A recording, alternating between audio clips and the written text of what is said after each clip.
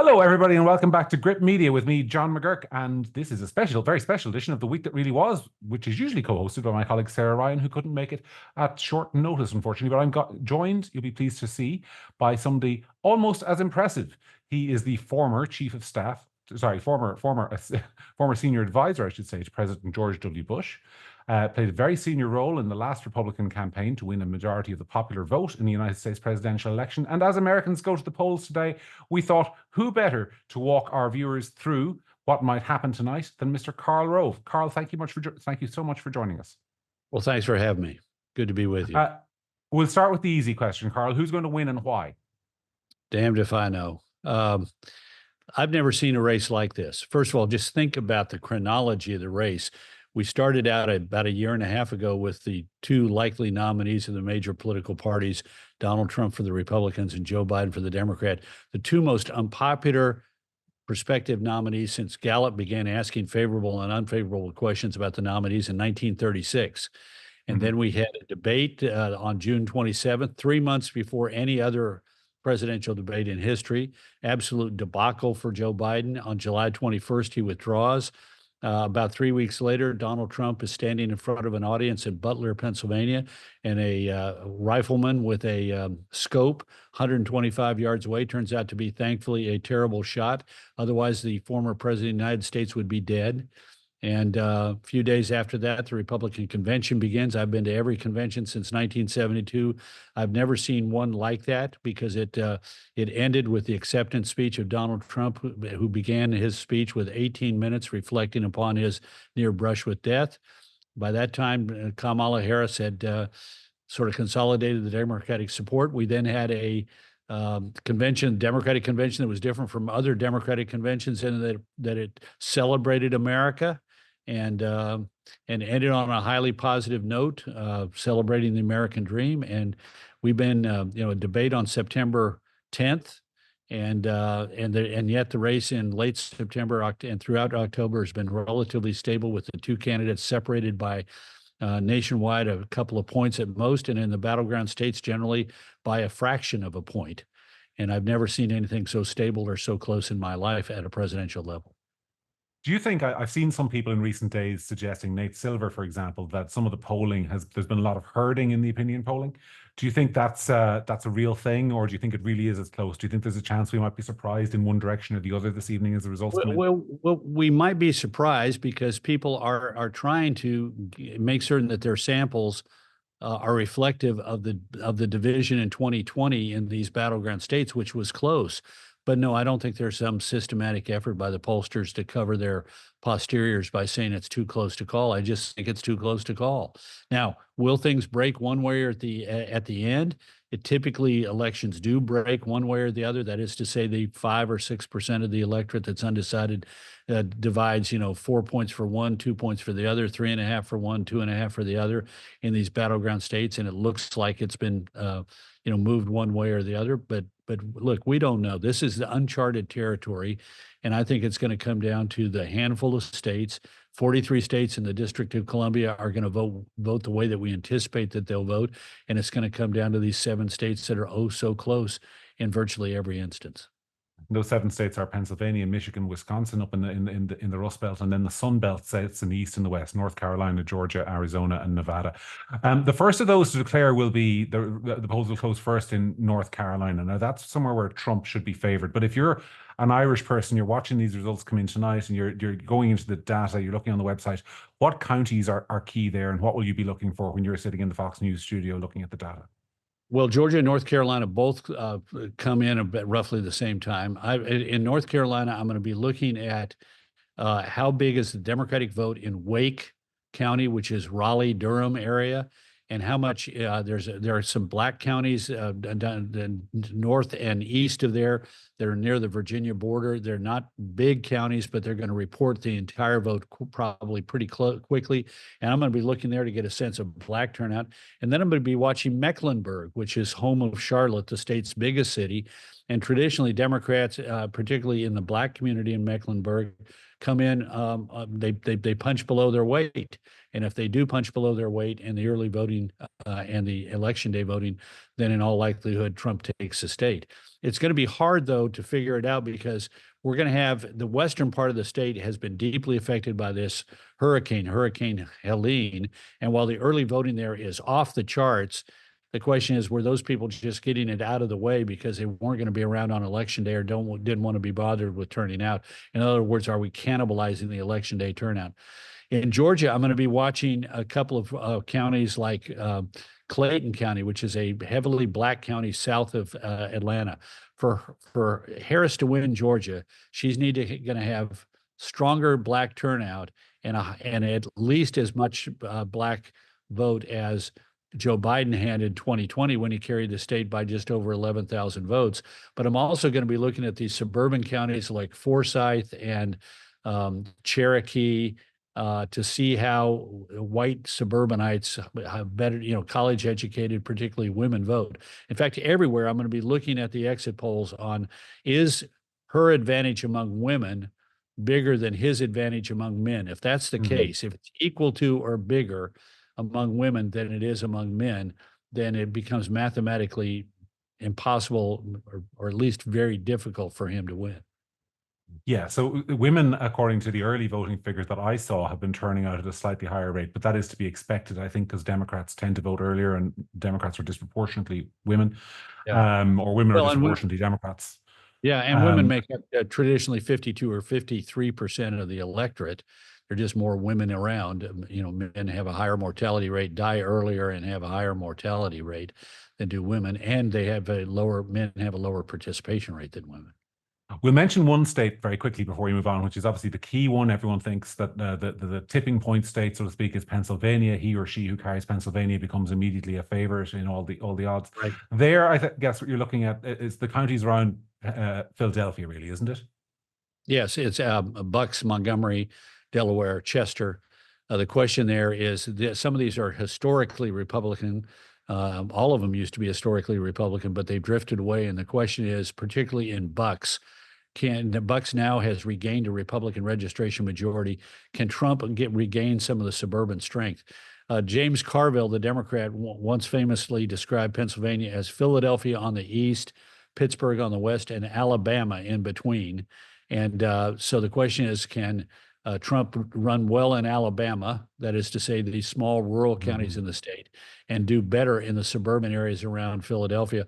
And the Democrat question is, can they show up with the 500,000, 480 to 500,000 vote margin in Philadelphia or more?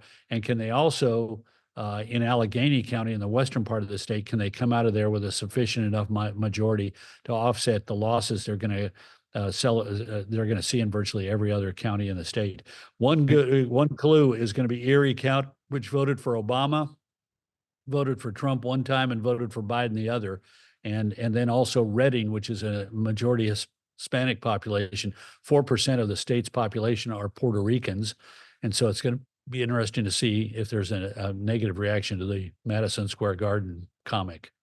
And of course, when you were and George W. Bush were seeking his re-election in 2004, there was I remember there being a lot written about the efforts you went to mobilize the Amish vote, which is all in Lancaster County, isn't that correct? Yeah, right. And that could be a factor as well here. I know a lot of Trump supporters have been talking about it in recent days as kind of a counterweight to any difficulty he might have with Puerto Ricans. But it's interesting that the Amish are the Mormons of the East. Latter-day Saints. Trump suffers in Utah, which is in the modern era been overwhelmingly Republican, but they like their candidates not to swear publicly and to be paragons of virtue. And you have some of the same tendencies among the Amish people who may or may not vote. Rather than they will not vote for Kamala Harris, in my opinion, but they may decide we can't bring ourselves to vote for him. All right. Before we move on, just to very quickly, some congressional and Senate races worth looking at. I want to ask you, you obviously had experience in that 2004 campaign of dealing with smears. I mean, George W. Bush was subjected to the infamous CBS Killian memo smear, where there was an attempt to produce false documents suggesting that he had dodged the draft or something to that effect. This campaign has been full of smears on both sides. And do you think the voters have kind of tuned it out, or have they worked to one candidate's advantage more than the other? I mean, I'm thinking of the Trump is a fascist, Kamala Harris is a communist stuff that it often gets reduced Yeah. to. Look, I don't think I don't think Kamala is a communist has done anything except rally the base. I Mhm. do think the claim that Trump is an authoritarian to some degree helped because it helped Kamala Harris, but it was a mistake for her in the final stages of the campaign to embrace, in my opinion, General John Kelly's attack on Trump as being a fascist. Anybody who was up for grabs long ago decided if they believed that they were for her. And it basically chewed up 2 days at the end of the campaign. Her problem is not so much him. The people who are voting for her already because of him are voting for her and will. But the people that are up for grabs from her perspective are people who say, you know what, I don't want to vote for him, but does she have what it takes to be president? Does she have intelligence? Does she have empathy? Is she a strong leader? Is she going to be straight shooter? Can I trust her word? Is she going to be able to handle the enormous responsibilities of that office? And to get to know her, I mean, think about it. She's been a presidential candidate for less than 100 days.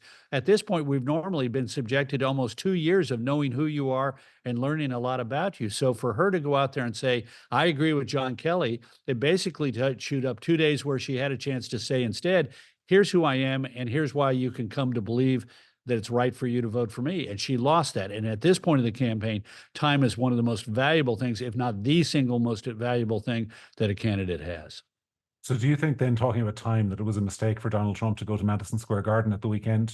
Should he have been in Pennsylvania, Georgia, Arizona, one of those places? Because is there a chance that if he loses tonight, will you be looking back at events like that to say this was a mistake? And if he wins, will you be looking at Kamala Harris maybe going SNL? Or do you think they'd both run pretty good campaigns Well, time-wise? look, I could see why he would want to, as a New Yorker, to go to Madison Square Garden. But two things. One is I would have done it earlier. Because look, it's not a, it basically said, if I'm a New Yorker and I've made it, I'm headlining at the Garden. The second of all, they didn't need to have the gigantic long program with the idiotic comic whom nobody had read his script. They said they read his script, but nobody caught this particular problem. They caught another one. And look, Mhm. what would it have been if he said, "Look, I'm going to go to a community, that has been adversely affected by the border, and my closing rally is going to be in, fill in the blank, Eagle Pass, Texas," and 20,000 people showed up, and he talked about that. Everybody knew he was going to be in the battleground states. He's going to be in Philadelphia, I think, today, or Pittsburgh. But I don't know. I just, I'm not adverse to it, but if it was, you should have had it more tightly scripted, and it should have been a better message. The message that night, whatever it was obscured by the controversy over the stupid comment by the guy from the comic who started the evening Mhm. off, and why the campaign couldn't. All the former president could say was his campaign said, "Well, he doesn't know who he is." Well, he should have said, "You know what? I don't know who he is, and it was a mistake to have him because I don't agree with that." And just the quality of the closing message matters, not because there are large numbers of voters who are going to be affected by it, but the number of people who are going to be affected by it will be dispositive because those are the people who are up for grabs.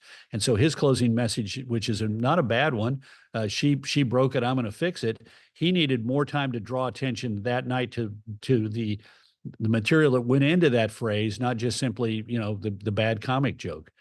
Similarly, she's got a good closing argument. He's got an enemies list, I've got a to-do list, and she's showing a lot of discipline in talking about the things on her to-do list. Now, personally, as a conservative, I'm not impressed, but I know they have focus group tested these, and the idea of the grocery stores are screwing you on prices, and I'm going to give you $25,000 to buy a house, and I'm going to lower prices of your drugs.